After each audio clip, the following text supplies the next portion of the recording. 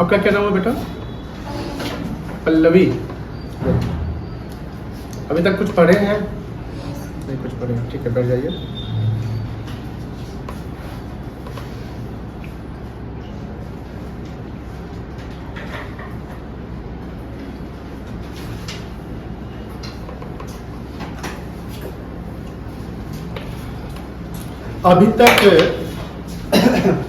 अभी तक हम लोग थोड़ा सा अकाउंट्स के बारे में समझ रहे थे। अकाउंट्स, ठीक है। Accounts in the sense accounting, where is money there is accounting. अब जब हम अकाउंटिंग करते हैं तो हमेशा ये ध्यान रखना है कि जो हम अकाउंटिंग सीख रहे हैं, एक ऑर्गेनाइज्ड और स्ट्रक्चर्ड जो बिजनेसमैन होते हैं, चाहे वो सोल ट्रेडिंग बिजनेस हो, पार्टनरशिप बिजनेस हो, ज्वाइंट वेंचर हो, हिंदू अनडिवाइडेड फैमिली बिजनेस हो, जिसको हम HUF बिजनेस कहते हैं, कोई भी बॉडी कॉर्पोरेट हो, कोई भी प्राइवेट कंपनी हो, OPC हो, OPC in the sense 1% company, या कोई भी कंपनी हो, नॉन प्रॉफिट ऑर्गेनाइजेशन, कोई भी सोशल ऑर्गेनाइजेशन हो, जैसे नॉन गवर्नमेंट ऑर्गेनाइजेशन कहते हैं, जहां भी मनी इन्वॉल्व है, जहां पर एक्सटर्नल फैक्टर्स के मनी इन्वॉल्व है, जैसे बैंकर्स के मनी इन्वॉल्व है, इन्वेस्टर्स पैसे लगाए हुए हैं, कस्टमर जो है हाई वॉल्यूम में आपके गुड्स को परचेज कर रहे हैं, आपका ट्रांजैक्शन एक न्यूमरस ट्रांजैक्शन होते हैं, जहां पर गवर्नमेंट को भी आपसे कुछ लेना होता है।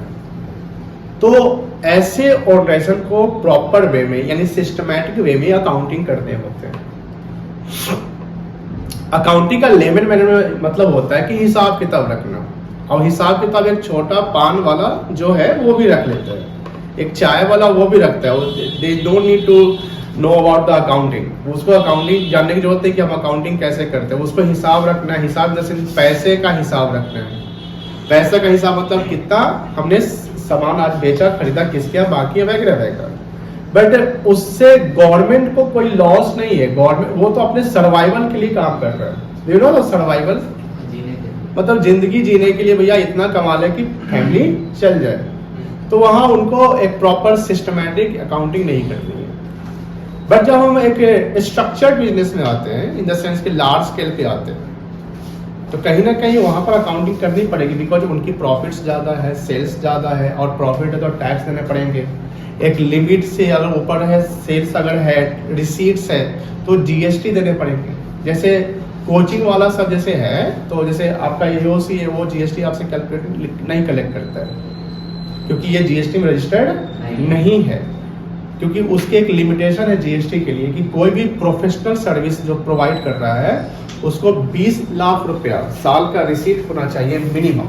20 लाख यानी लिमिट हो गया कि सरकार बोला कि 20 लाख से कम अगर कोई प्रोफेशनली रिसीव करता है पूरे साल भर में, तो उसको हम स्मॉल कैटेगरी में डाल देंगे। उन पे हम एक टैक्स का बर्डन नहीं डालेंगे, GST आपको कलेक्ट करना है, छोटे मोटे व्यापारी, ठीक है।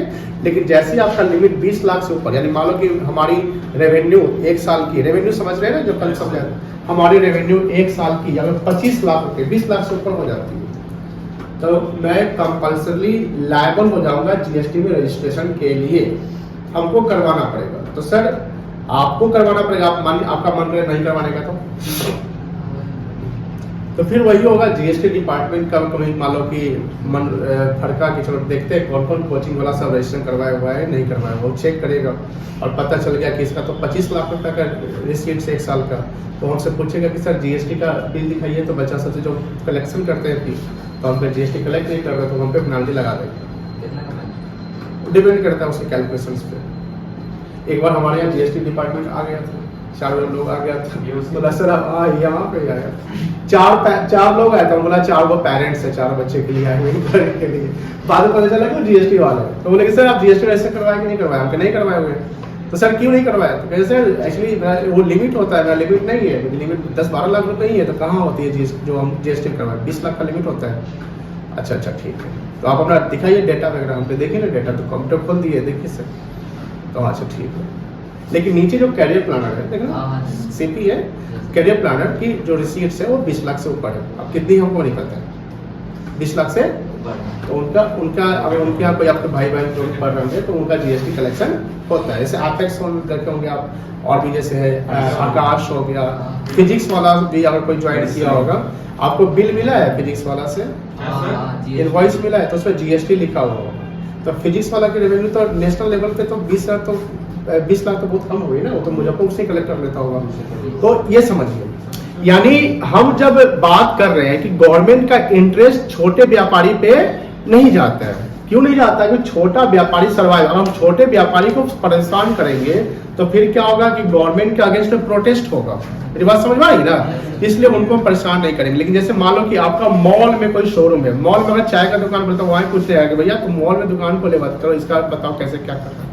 डिपेंड करते हैं। एक चाय वाला चाय बेच रहा है, लोकल चाय वाला, उससे जीएसटी की बात नहीं हो। लेकिन आप वो जो एमबीए चाय वाला है, चाय सोटा बार है, उसमें अगर चाय पीते होंगे तो उसका जो बिल आता है उसमें जीएसटी आता होगा।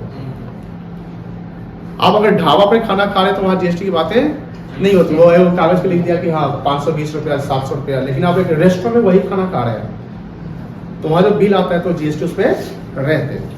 अब सिंपल सी बात है, जब हम अकाउंटिंग सीखेंगे, अकाउंटिंग करेंगे तो एक स्ट्रक्चर्ड सिस्टमैटिक वे में करते हैं जिसका नाम है, आपका नया बुक है, आपका नई बुक है, दे दीजिए, जिसको बोलते हैं double entry book. Double entry क्या बोलते हैं? डबल एंट्री सिस्टम 1494 में है। कब आया था? 1494। क्या लिखा हुआ है? Double entry book keeping. Book keeping, book does not only means the book means the vouchers, the accounting data जो भी फाइनेंशियल डेटा है, वाउचर्स हो गए, कैश रजिस्टर हो गया, कस्टमर के जो भी हिसाब है, दीज आर द बुक्स। और बुक्स को हम प्रॉपर वे में रखते हैं। जैसे आप कभी गए होंगे कहीं भी किसी शॉप पे, शोरूम में या कहीं बैंक गए होंगे तो वाउचर्स को प्रॉपर वे में डे बाय डे रखता है कि खोजने में, ढूंढने में आसानी है कि नहीं है। आप जैसे मान लो कि आज कितने तारीख है, 1 मई है, तो 1 मई है यानी मई मंथ में हम चले गए, तो अगर मान लो कि अप्रैल में 7 अप्रैल को हमने कोई परचेज किया, जो हमको आज जरूरत है देखने का कि 7 अप्रैल को परचेज किया तो उसमें कितने का परचेज किए थे, तो अप्रैल वाला मंथ का एक कैटेगरी बनाए होंगे, तो अप्रैल वाले मंथ में जाएंगे, वहां से कलेक्ट करेंगे। तो ये प्रॉपर ढंग से हम जो प्रॉपर सिस्टमैटिक जो बुक्स ऑफ अकाउंट को रखते हैं उसको बोलते हैं बुक कीपिंग। क्या बोलते हैं बेटा? Book keeping. और बुक कीपिंग जो हम अकाउंटिंग करते हैं उसके एक सिस्टम है जिसका नाम है डबल एंट्री। और डबल एंट्री इन्वेंट कब हुआ था बताए होंगे हम? 1494 में। कब हुआ था? 1494, 1794 नहीं, एक कुछ बच्चे गलती भी कर देता है, 1494 में हुआ था। और इसके इन्वेंटर थे लुकास पासियोली। कौन थे? लुकास पासियोली। और ये जो थे, ये जो इसका जो इन्वेंशन हुआ था वो इटली में हुआ था। अब 1494 में जब वो इन्वेंशन हुआ था उसी समय पूरे वर्ल्ड में एप्लीकेबल हो गया, ऐसा नहीं है। कोई भी सिस्टम को हम अगर ग्लोबली अडॉप्ट करते हैं, मतलब इंडिया में वो सिस्टम एक्सेप्ट, जैसे आप देखते होंगे कि फॉरेक्स में, फॉरेन एक्सचेंज, जैसे जो मनी का एक्सचेंज होता है, करेंसी एक्सचेंज होता है, तो उसमें जो बेस जो हम करेंसी लेते हैं वो डॉलर लेते हैं। क्या लेते हैं? वर्ल्ड में सबसे अधिक डॉलर किसके पास, किस कंट्री के पास रिजर्व में है? यूएस तो अपना है, उसका तो रिजर्व बोल रहे हैं। रिजर्व जैसे फॉरेन करेंसी का रिजर्व सबसे अधिक डॉलर का किसके पास है? कोई बता सकता है? गेस करो। नो ना, अरे एशिया का है, जापान नहीं, आप नियरेस्ट अबाउट है चाइना। और सेकंड में आपका जापान। थर्ड पे शायद, थर्ड पे हम पता नहीं थर्ड पे कौन है, रसिया नहीं होगा, रसिया का तो सेंसर लग गया हुआ है। फोर्थ है इंडिया है। फॉरेक्स रिजर्व समझ जाओगे, फॉरेन, क्योंकि देखो जितना ज्यादा फॉरेक्स रिजर्व होगा उतना ज्यादा आप इंपोर्ट आसानी से कर सकते हैं। इंपोर्ट में मतलब क्या होता है? Buying goods from abroad. तो अब्रॉड से बाय करेंगे तो हम उसको क्या देंगे? डॉलर। जो भी एक्सचेंज होता है वो किस बेस पे होता है? डॉलर पे। हमने क्या बोला कि डॉलर जो है ग्लोबली एक्सेप्टेड करेंसी हो गया।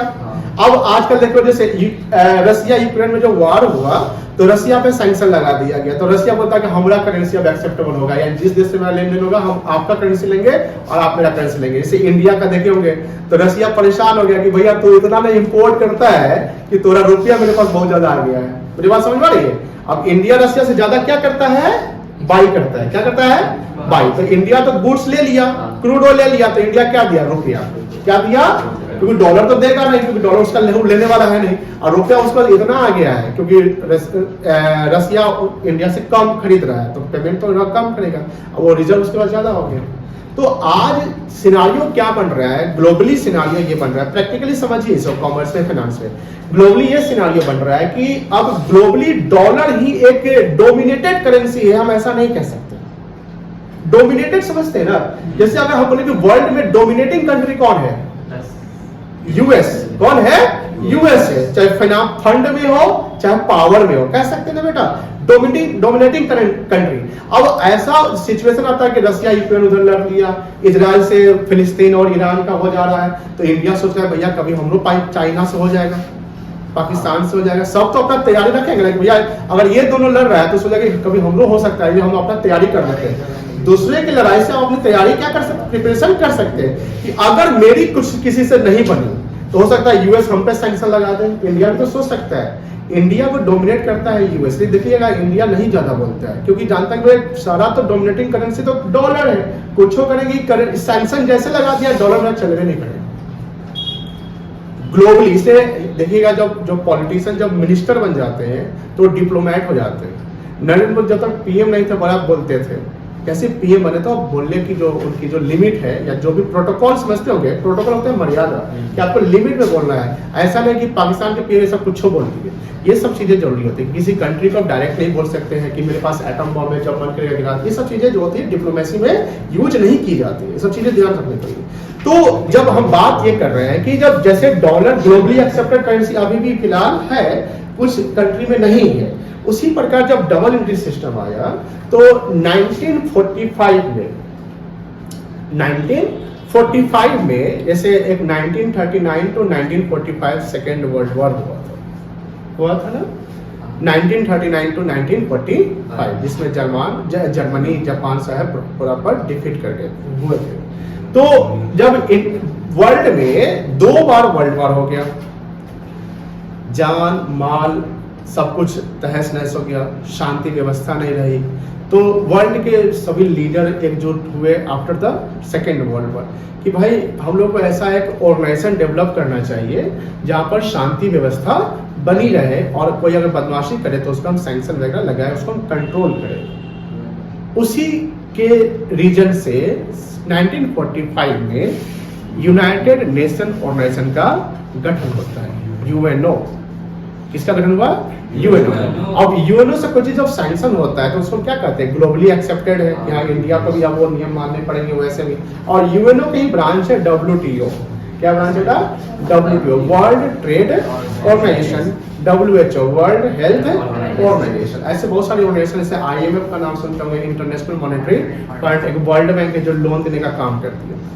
यानी जब डबल सिस्टम इटली में इन्वेंट हुआ तो इसको वर्ल्ड के लीडर्स सब क्या किए, इसको एक्सेप्ट किए कि हाँ अब एक्सेप्ट, ऐसा नहीं कि हम वो बोला हम एक्सेप्ट, इसको हम क्या करेंगे? रिसर्च करेंगे, इक्वेशन बैठाएंगे, हमारा रिसर्च जो प्रूव हो जाएगा सब कुछ ठीक है तो हम उसको क्या कर लेंगे?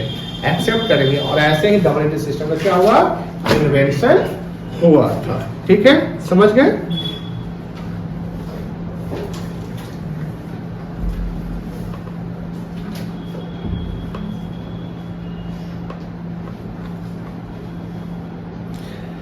आज हम लोग चलेंगे, जैसे आज का लिख लेंगे लेक्चर 1, डेट कितना आज का होगा? 1 मई। नया चैप्टर की नया करो तो आज लेबर्स डे है, एक और डे है, ये पता है क्या बोले बेटा? हाँ, वेडनेसडे भी है। आज महाराष्ट्र डे भी है, महाराष्ट्र डे है। तो नेशनल हॉलीडे जो मिला है, जो भी है नेशनल हॉलीडे है आज, समझ गए ना? तो नेशनल हॉलीडे लेबर्स डे का नहीं है, महाराष्ट्र डे का है, आई थिंक सो। जैसे शेयर मार्केट जो आज बंद है तो ये ड्यू टू महाराष्ट्र डे। अब नेशनल लेवल पे क्या है ये पता। महाराष्ट्र में सब बंद। देखो अब शेयर मार्केट तो पूरे इंडिया में चलता है। शेयर मार्केट तो स्कूल का हो सकता है लेबर्स डे। आपके स्कूल में छुट्टी हुई तो क्या ऑफिसर बताया गया? नहीं छुट्टी है। देखो समझो बेटा, यहाँ देखो, अब बात नहीं करेंगे प्लीज। अकाउंट्स, अकाउंट्स के दो टाइप है।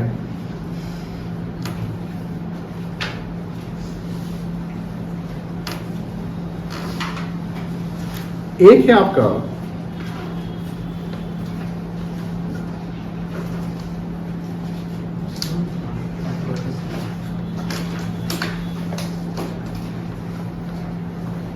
Personal account. अच्छा, ये अकाउंट को शॉर्ट में हम A/C लिखते हैं। इसमें ए जो है हमारा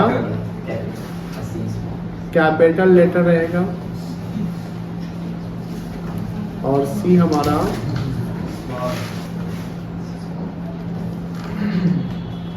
स्मॉल लेटर रहेगा। कोई दिक्कत नहीं है। तो एक है हमारा पर्सनल अकाउंट और दूसरा होता है इम्पर्सनल अकाउंट। पर्सनल और इम्पर्सनल। जो पर्सनल अकाउंट होता है ये बिलोंग्स करता है person. Person does not only means natural person. Personal does not only means natural person. Personal means also the artificial person. जो पर्सनल अकाउंट है इसके तीन कैटेगरीज है, यानी इसके तीन पार्ट है। पर्सनल अकाउंट के कितने पार्ट है? तीन पार्ट है। एक है नेचुरल पर्सन। नेचुरल मतलब जैसे हम लोग हो गए, वो हो गया नेचुरल। जैसे Ravi buys the goods, accounts की भाषा में बात करते हैं। Ravi buys the goods, Ravi ने सामान खरीदा तो रवि का नाम आएगा। रवि का नाम, तो Ravi is the natural person. तो रवि कौन सा, अगर पूछे कि रवि कौन सा अकाउंट होगा तो you can say that Ravi is the personal account.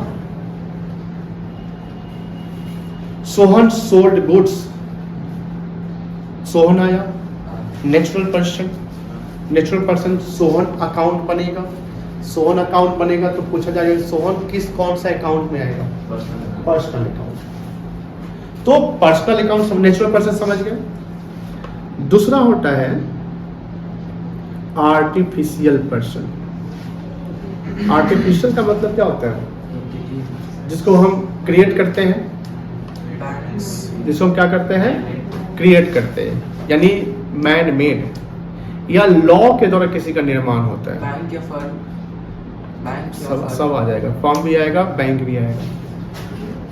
यानी artificial person is the person which are not natural, which are created by law or by someone.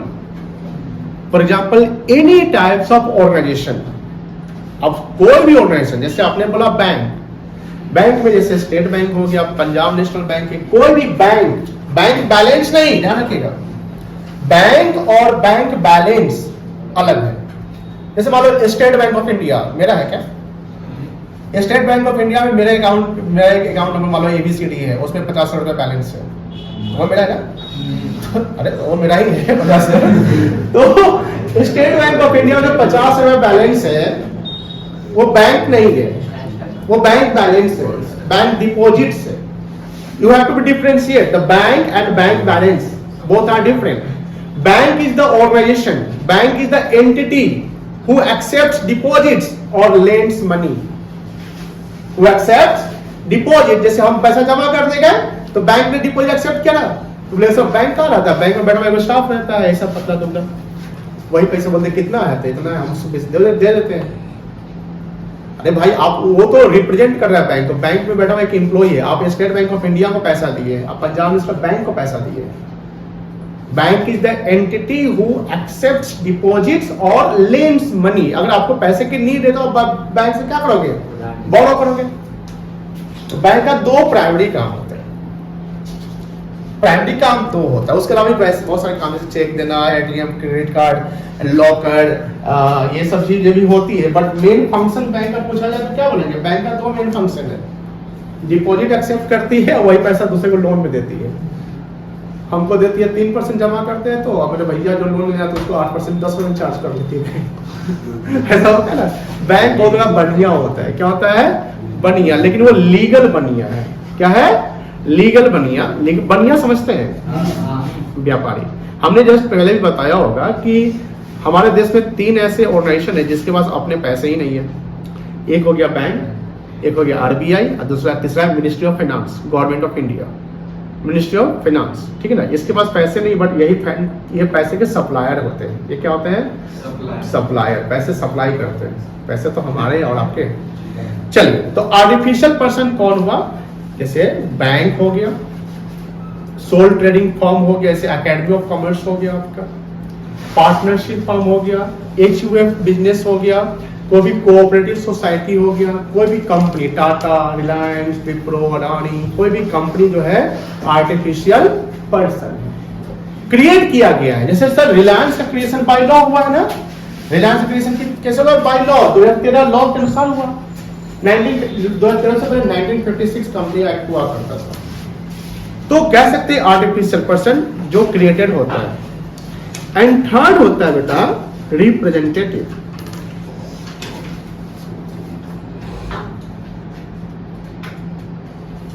There are 3 types of personal account. There are 3 types of personal account. The first one is the natural person, the second one is the artificial person, and third one is the representative.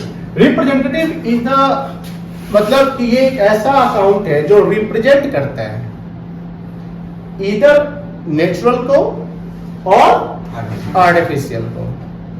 Sir एक example बताइए। हम 2 example बताते हैं आपको, 3 example बताते हैं, 4 example बताएंगे। Representative example समझिए। जैसे कोई प्रोप्राइटर है, मान लो कि mister Ayushman, he invested ₹10 lakh into the business. He is the proprietor. Any sum, बहुत सारे कैपिटल का डेफिनेशन गलत लिख दिए थे। Any sum invested or contributed by proprietor into the business is called capital. It's called capital. समझ गए?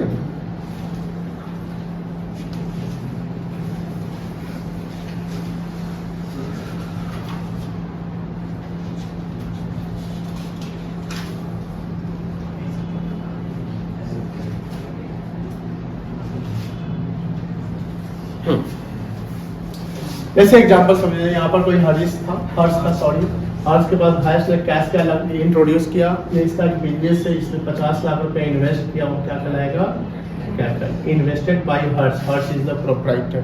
अब एग्जांपल जब अब मीनिंग ऑफ कैपिटल लिखा जाए तो उसमें लिखेंगे एनी सम इन्वेस्टेड बाय हर्ष, तो सर आता है हर्ष से लिखवा दिए थे। अरे भाई हर्ष इज द प्रोप्राइटर, तो you have to use proprietor word, है ना। तो ओनर ऑफ द प्रोप्राइटर है, तो क्या कहलाएगा, कैपिटल कहलाएगा। तो कैपिटल का मीनिंग समझ गए, गलती नहीं करेंगे नेक्स्ट टाइम। चलिए, तो अब देखो ध्यान से, रिप्रेजेंटेटिव हम समझा रहे हैं, ध्यान सुनिएगा। Any sum invested by proprietor, जैसे आयुष्मान ने पैसा 10 लाख रुपया बिजनेस में इन्वेस्ट किया, तो Ayushman is the natural person. ध्यान समझिएगा, आयुष्मान कौन है, तो आयुष्मान नेचुरल पर्सन, बट ये बिजनेस तो आयुष्मान से रिलेट करता है। इसमें ये सिंगल ओनर है, यानी सोल ट्रेडिंग बिजनेस है। सोल मतलब सिंगल प्रोप्राइटर से बिजनेस इसको कहते हैं हम, या सोल ट्रेडिंग बिजनेस भी कहते हैं। तो जब सोल ट्रेडिंग बिजनेस होता है, जिसमें बाय डीम्ड ये आयुष्मान ही मालिक है, हम मालिक नहीं है, आप मालिक नहीं। अगर हम लोग उसमें काम करते तो हम लोग एक एम्प्लॉय कहलाएंगे। तो वहां पर जो टर्म यूज किया जाएगा 10 लाख रुपए का, वो लिखा जाएगा कैपिटल। क्या लिखेंगे हम, capital. capital is the internal liability for the business because Ayushman and his business both are separate. Ayushman is the natural person, Ayushman is the but his business जिसका कोई नाम डाले होंगे हमने, कोई भी नाम स्टेशनरी हार्डवेयर स्टोर जो भी है, तो it is the artificial person. It is the artificial person. He invested 10 lakh into the business. That 10 lakh is called capital. The word capital creates capital account, and the capital account is the representative. यानी capital represents proprietor. capital किसको represent कर रहा है? proprietor. यानी जब capital word लिखा हुआ है तो by default capital किसका होगा? मालिक. capital का मतलब क्या हुआ? सब मालिक का लगा हुआ है. अगर बैलेंस शीट बन रही है, बिजनेस क्या बन रहा है? Balance sheet. बैलेंस शीट जहां पर एसेट्स और लायबिलिटी को शो करते हैं. क्या शो करते हैं? अब ये मत पूछिएगा एसेट लायबिलिटी क्या होता है, जो हम सारे टर्मिनोलॉजी समझा चुके हैं. अब आगे जब आएंगे तो यही सब वर्ड आने वाला है. तो एसेट्स और लायबिलिटी को शो करते हैं, एक बैलेंस शीट में शो करते हैं, एक स्टेटमेंट बनाते हैं. तो लायबिलिटी में भी बताया था कि कैपिटल भी होता है, इंटरनल क्या होता है? कैपिटल. तो कैपिटल हमेशा डिम्ड मानेंगे किसका होगा? किसका होगा? प्रोप्राइटर का. कैपिटल किसी स्टाफ का नहीं होगा. बैंक से जो पैसा हमने लिया, दिस इज नॉट कैपिटल. मेरा भाई, मेरी वाइफ, मेरी माँ पैसा बिजनेस में लगाए, this is not capital because they are not the owner of the business. अगर मैंने अपने वाइफ से पैसा लेके बिजनेस लगाया, this is called loan. Loan from wife. Loan from wife ये कहलाएगा ना, कैपिटल नहीं कहलाएगा. सर अगर आप अपने दोस्त से पैसा लिया, प्रैक्टिकली समझिएगा, बिजनेस ऐसे चलता है. आप बिजनेस में आपको इतने टैलेंटेड होने कि भैया आप बिजनेस का प्रॉपर अकाउंटिंग, मतलब कि आप 11th में हो, 10वां क्लास चल रहा है और उसकी आप ABCD जान गए कि बेस क्या होता है. आपको थ्योरी किताब नहीं रहेगी, किताब में सिलेबस कंप्लीट करना है, quantity of number of questions बनाना है. Don't go for quantity, go with quality. Quality improve करोगे तो अपने आप इंप्रूव होगे. तो लाइफ में कहीं भी रहोगे, किसी भी सेक्टर में रहो, चाहे फाइनेंस सेक्टर है, बैंक में हो, इंश्योरेंस में हो, बिजनेस में हो, स्टार्टअप में हो, अपना कोचिंग चला रहे हो, ये तो कोई सोचा भी नहीं हुआ कि कोचिंग ट्यूशन पढ़ाएंगे. ये तो सबसे लास्ट ऑप्शन होता है. सीए कर रहे हो, कोई कहीं भी हो, फाइनेंशियली और प्रैक्टिकली सोचो. और प्रैक्टिकली कब सोचोगे? यहाँ सोचना शुरू करो. समझ गए ना? क्लियर है?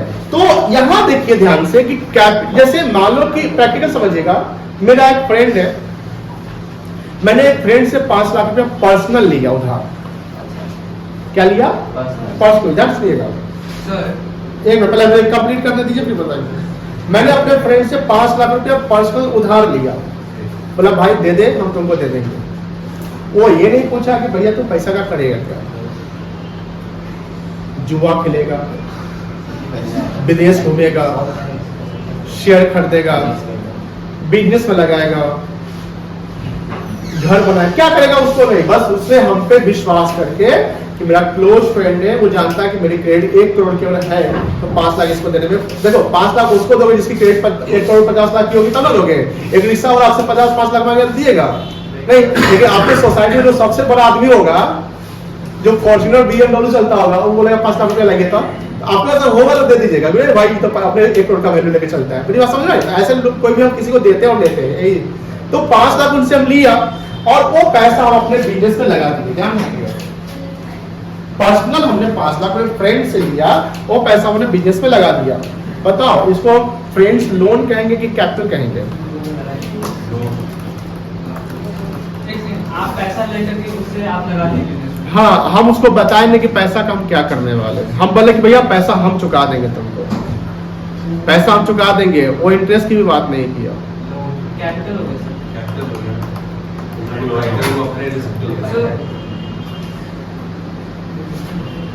चलो कुछ बच्चे कैपिटल की तरफ है, कुछ बच्चे लोन की तरफ है.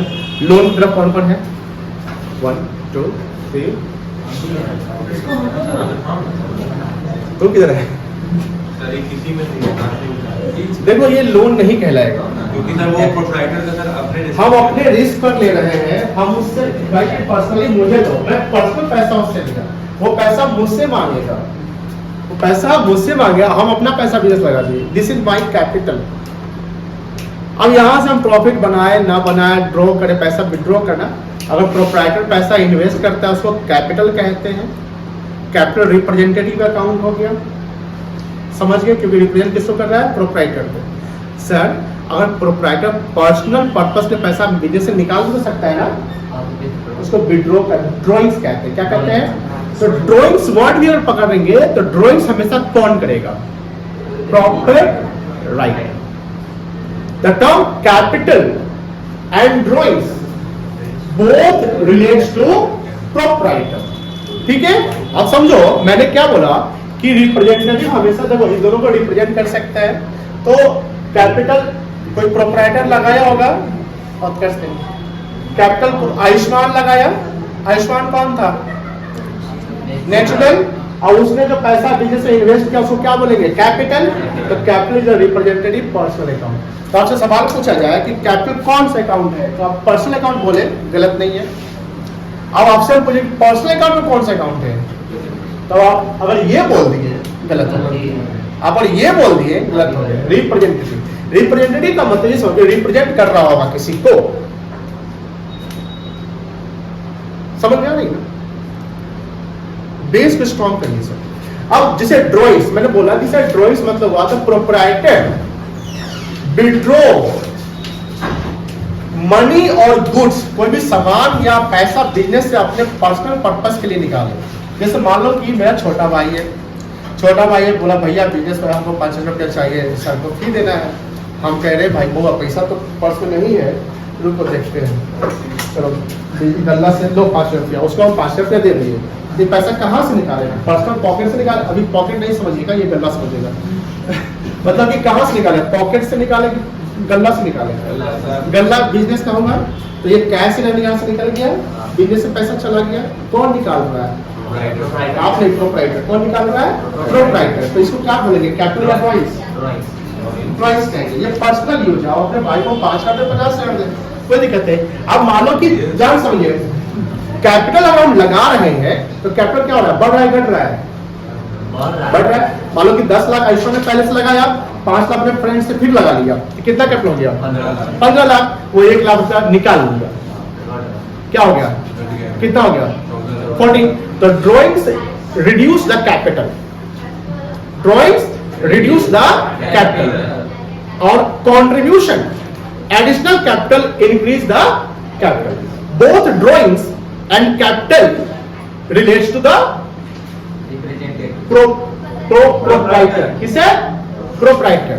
And drawings and capital is the representative person. कोई दिक्कत नहीं सर, और बताइए ना सर। हाँ अब आपका सवाल पूछिए आप। जैसे कि रिलायंस कंपनी है, सॉरी फिर से बोलिए। रिलायंस कंपनी, जी ठीक है। उसमें अपना 20% का इन्वेस्टमेंट कर रहे हैं।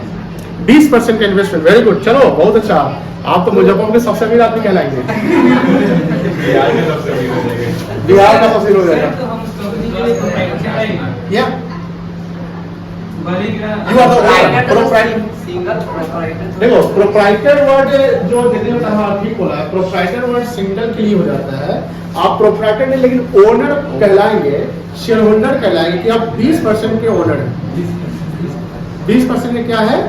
ओनर है। बोर्ड ऑफ डायरेक्टर्स में एंट्री हो जाएगा। वहाँ तो बहुत कुछ हो जाएगा। 20% समझ लो यहाँ पढ़ने आएगा। इसके आगे अगर मान लो कि संजोग से यहाँ भी आता है पढ़ने, तो नीचे बाउंसर से चालू होगा इसका मॉडल। 20 लाख करोड़ की कंपनी है। कितने करोड़ की कंपनी है? उसका 20% तो 4 लाख करोड़। तो जहां से खड़ा हो जाएगा इलेक्शन में से खड़ा हो जाएगा। बताइए डीसी से अगर सचिव बन जाएगा, अमित शाह का बेटा जैसा बोलेगा भाई हम खाली कर, तू आ जाओ। चलिए अच्छा बात है, सोच अच्छी है। 20% बेटा बढ़िया है, जिंदगी में इतना बढ़िया कि 20% के मालिक बनिए रिलायंस जैसे कंपनी के, ठीक है ना। हाँ तो पर्सनल अकाउंट 3 हो गए। क्या क्या हुआ बेटा? Natural, artificial, representative. और भी मैं रिप्रेजेंटेटिव को एक्सप्लेन करता हूँ, इलेबोरेट करता हूँ और इजी हो जाएगा। जैसे अब आयुष्मान को हम बना देते हैं एम्प्लॉय। क्या बना देते हैं? एम्प्लॉय। एम्प्लॉय को क्या मिलता है? सैलरी। सैलरी मिलता है। सैलरी वाला टर्म जो समझाया गया होगा, बाहर बात नहीं करना, एक शब्द नहीं। इंपॉर्टेंट क्लास चल रहा है, अगर आना है तो आके बैठ जाइए, सीख लीजिए। चलिए तो हम एम्प्लॉय को, एम्प्लॉय आयुष्मान अब मेरा नेचुरल पर्सन है ना। आयुष्मान कौन है? नेचुरल। इसको हम देते हैं 10,000 महीने का सैलरी। 10,000 महीने का सैलरी है। बताओ कितना टोटल साल का मिलेगा? 1,20,000। अब आप ही लोग से सवाल हम पूछेंगे, ये है टोटल 1 लाख रुपया। कितना है? 1 लाख। तो पूरे साल भर में हमने उनको 1 लाख रुपया दिया। अच्छा आप यहाँ आइए, कैमरा में आइए तो थोड़ा सा आइए, ऐश्वर्य आइए। ये हमारे एम्प्लॉय है, इनको हम 1 साल का 1 लाख रुपया पे कर रहे हैं। इनका महीने का 10,000 है, मतलब कि साल का 1,20,000। एक सवाल आपके सरप्राइज टेस्ट में भी आया था, ठीक है ना? तो बताइए एक्सपेंसेस सैलरी कितना कहलाएगा, 1 लाख या 1,20,000? 1,20,000। Very good. हमने इनको कितना लीजिए, कितना दिया? 1 लाख दिया। आप पूछिए कुछ और मांगिए जरा, बोलिए सर 20 कब दीजिएगा? कुछ बोलिए। देंगे, मेरी लाइबिलिटी है, हम दे देंगे आपको। बताओ कि liability means what? The financial obligation. The financial obligation किसका ऑब्लिगेशन? इनका कि मेरा? बिजनेसमैन का। टू पे इन फ्यूचर, दे देंगे, चिंता मत करिए। अब बताइए he is natural person, he is what? और इनको हम क्या पे कर रहे हैं, कौन सा खर्चा पे कर रहे हैं? रेंट की सैलरी। तो सैलरी एक्सपेंस अकाउंटिंग हेड हो गया। अब सैलरी बकाया है क्या मेरे लिए? कितना बकाया है उसको क्या बोलेंगे आप? Salary outstanding. तो आप यहाँ पर आयुष्मान विषय नहीं लिखेंगे, क्या लिखेंगे? Salary outstanding. बात समझ रही ना? ऐसा नहीं ना कि आयुष्मान एक ही एम्प्लॉय होगा, हो सकता है ऋषभ है, उत्कर्ष है, कोई भी और बच्चा है, कोई भी एम्प्लॉय सॉरी है। तो सैलरी आउटस्टैंडिंग क्या रिप्रेजेंट किसको कर रहा है? 20,000 सैलरी आउटस्टैंडिंग किसका है? इस नेचुरल पर्सन आयुष्मान का है। तो सैलरी आउटस्टैंडिंग कौन सा अकाउंट आएगा? अभी रुक रही है, समझ गए? तो सैलरी आउटस्टैंडिंग समझ गए, कैपिटल समझ गए, ड्राइंग समझ गए, रिप्रेजेंटेटिव समझ गए ना? अब रिप्रेजेंट किसी को रिप्रेजेंट कर रहा है। अब सर आप सब नेचुरल को रिप्रेजेंट कर रहा है, इसका बताइए ना सर, मजा आएगा। बताते हैं आपको। अब फिर दे दीजिए आपको। ये इनको हम एक तरीके से एक स्टेच्यू, मतलब इसको हम एक ऑर्गेनाइजेशन बना दें एक समय के लिए, हिले उलेगा नहीं। ये है मान लो NBPDCL।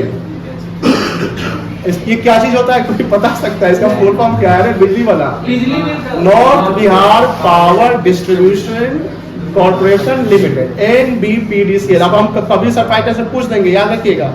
हम बोल दिए फुल फॉर्म, NBPDCL का फुल फॉर्म बोल दिए। अब आप सर्च कर लीजिएगा। अब समझिए ये NBPDCL बताओ। ए बेटा सुनो, नेचुरल है कि आर्टिफिशियल है? आर्टिफिशियल है। समझ गए? पर्सनल है। अब हम NBPDCL में क्या करेंगे? मतलब कि हमको बिजली कंज्यूम करना है ना। आप स्मार्ट प्रीपेड मीटर समझते होंगे ना, प्रैक्टिकली समझिए। अब मान लो कि 100 रुपया का मेरा निगेटिव बैलेंस चल रहा है। कितना चल रहा है? 100 का चल रहा है। तो जैसे टून टून टून टून करने लगता है। अब हम 1,000 का रिचार्ज कर लिए, ये अब इनके अकाउंट में चला गया, डिपॉजिट UPI पेमेंट हम कर दिए, 1,000 का रिचार्ज कर दिए। आप पल्लवी बताओ, ध्यान देना, आप फर्स्ट डे आपका है तो ध्यान प्रॉपर दीजिएगा। 100 मेरा निगेटिव बैलेंस चल रहा था, मतलब कि माइनस में चल रहा था। मैंने रिचार्ज कितने करवाया? 1,000 का। मेरा कितना बैलेंस बन गया? 900। बताओ ये प्रीपेड है कि क्या है? प्रीपेड है ना। एक आउटस्टैंडिंग होता है बकाया, कि मतलब कि उनका बकाया मेरे है 100 रुपया आपको। हाँ 100 रुपये बकाया था, लेकिन हम जैसे एक जगह रिचार्ज कर दें तो प्रीपेड कितना हो गया? 900। ये इलेक्ट्रिसिटी मेरा एक्सपेंस है, तो प्रीपेड एक्सपेंस कहलाएगा? बोलो हाँ या ना? प्रीपेड एक्सपेंस एसेट की लाइबिलिटी है। Very good. अब बताओ प्रीपेड एक्सपेंस वर्ड आ गया हुआ है। इस प्रीपेड एक्सपेंस में सर एक्सपेंस का नाम क्या है? इलेक्ट्रिसिटी। तो हम इसको लिखेंगे प्रीपेड इलेक्ट्रिसिटी अकाउंट, क्योंकि अकाउंट पड़े तो सब जगह अकाउंट वर्ड यूज करना है। समझ में आ रही है ना? अब प्रीपेड इलेक्ट्रिसिटी किसको रिप्रेजेंट कर रहा है? ये NBPDCL को। NBPDCL कौन है? तो यहाँ पर प्रीपेड एक्सपेंस आ गया। ओ ये स्क्रीन हम टच नहीं किया उस समय से। चलो तो प्रीपेड एक्सपेंस समझ में आ रहा है? बैठ जाए आ जाना समझ में। तो ये क्या है? अब चले जाइए आप, समझ में आ रही है? हाँ, नेचुरल क्लियर, आर्टिफिशियल क्लियर, और इस दोनों को जो रिप्रेजेंट कर रहा है किसी टर्म में, अब वो रिप्रेजेंटेटिव में क्या क्या आएगा मैं बता देता हूं। जैसे यहां देखो कैपिटल आ जाएगा, लिखिएगा आराम से, समझ लीजिए। थोड़ा सा भेज भी देंगे तो आप लिखते भी जा सकते। सेव है हम सेव जाएगा, चलो हम रिसीव कर लेंगे। ड्राइंग्स आ जाएगा, और दो चीज और बोले हैं, एक्सपेंसेस आउटस्टैंडिंग आ जाएगा, बोलो हाँ या ना।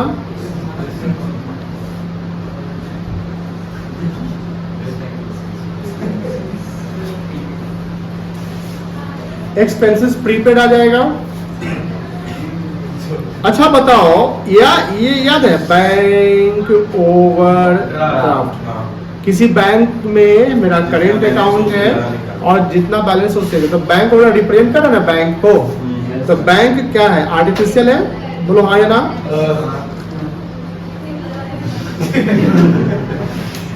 HUF फुल फॉर्म कोई बताओ। हम नहीं होता है, हिंदू अनडिवाइडेड फैमिली होता है। सोल ट्रेडिंग हो सकता है, पार्टनरशिप हो सकता है, कंपनी हो सकता है।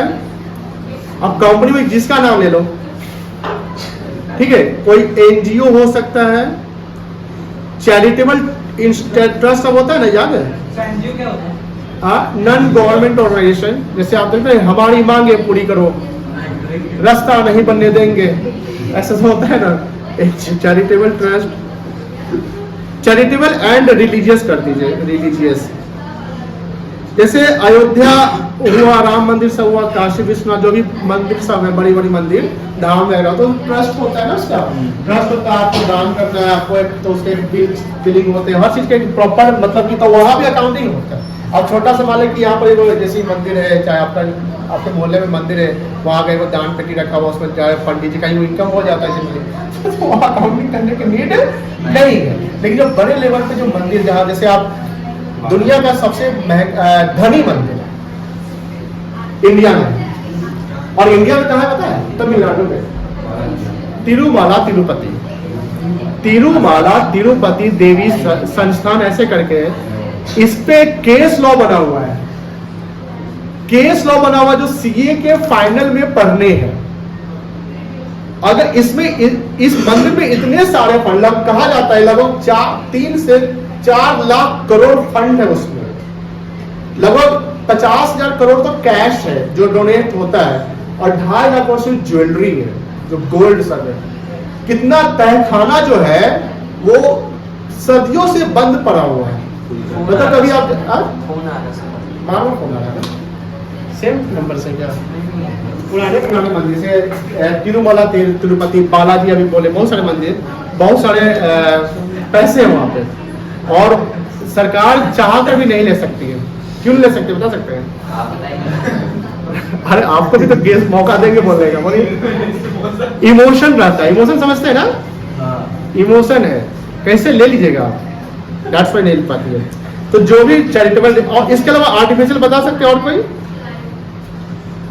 आर्टिफिशियल में और कोई एग्जांपल अपने से बता सकते हैं? चलो नहीं होगा। गवर्नमेंट का PSU, अच्छा पॉलिटिकल पार्टी हो सकता है, PSU का फुल फॉर्म जानते हैं? फिर आ रहा है, वही नंबर है। देखो बाहर में बच्चा रहा होगा, बोलो नहीं आप लोग नहीं, वो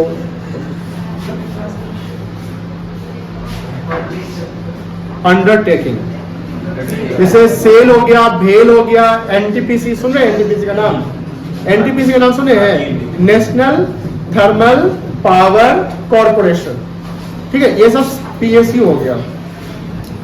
political party, Bharatiya Janata party, Congress, RJD, JDU, आप भी पार्टी है, हम भी पार्टी, ठीक है। इसके भी तो फंडिंग होते हैं ना बेटा।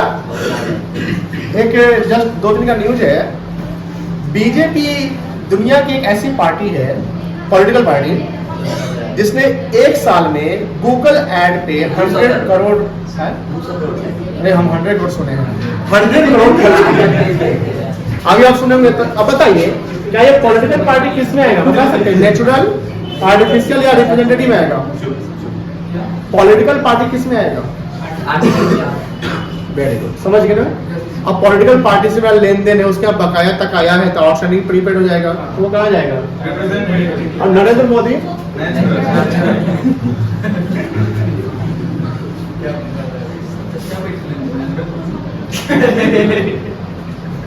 चलिए यहाँ बताइए कौन हो सकता है? पांड्या हो सकता है, पांड्या नाम होता है ना, हार्दिक पांड्या। धोनी हो सकता है, विराट कोहली। ऋषभ हो सकता है, राम, सीता, ये सब पुराना नाम सब है। किताब देखिए, राम, सीता, गीता, रमन, मोहन, सोहन, यही सब आएगा, गीता एक्सेट्रा। चलिए नेचुरल तो इजी है, कोई दिक्कत नहीं है। अच्छा यार गाय भैंस हो सकता है, घोड़ा, अरे सच बोल रहे हैं, अरे घोड़ा क्या वैल्यू होता है, मेरे भाई मजाक नहीं करता। गाय भैंस, घोड़ा, हाथी, बैल, ये सब हो सकता है। सर विश्व में चला जाए। बोलिए बोलिए जल्दी। नहीं ऋषभ, आपको हम देख रहे हैं बेटा, डोंट टेक लाइटली, और हम लाइटली नहीं लेंगे जान प्राइस हमें। अभी मेरा सवाल है, सीरियसली लीजिए, खटाल समझते हैं ना, बड़े लेवल पे खटाल होता है, उसका भी अकाउंटिंग होता है, ठीक है। घोड़ा सब भी होता है, उसके भी बहुत सारे वैल्यू होते हैं। अब मान लो कि घोड़ा को हम बेच रहे हैं, खरीद रहे हैं, तो उसका भी तो अकाउंटिंग करना पड़ेगा। बताओ, यहाँ पर गाय भैंस घोड़ा में जो एग्जांपल लिया, क्या नेचुरल में आएगा? हाँ देखिए नेचुरल में आएगा, बट घोड़ा जो है कहीं ना कहीं कोई प्रॉपर्टी किसी का होगा।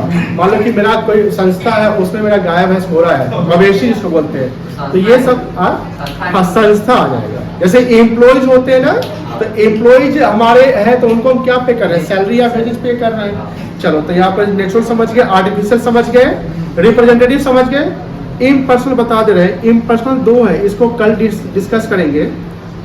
एक है रियल अकाउंट और एक है आपका नॉमिनल अकाउंट। क्या बेटा? Real account, nominal account. ये है नॉमिनल अकाउंट क्या होता है, we will discuss tomorrow. Real account ये दोनों कल हम डिस्कस करके खत्म कर लेंगे।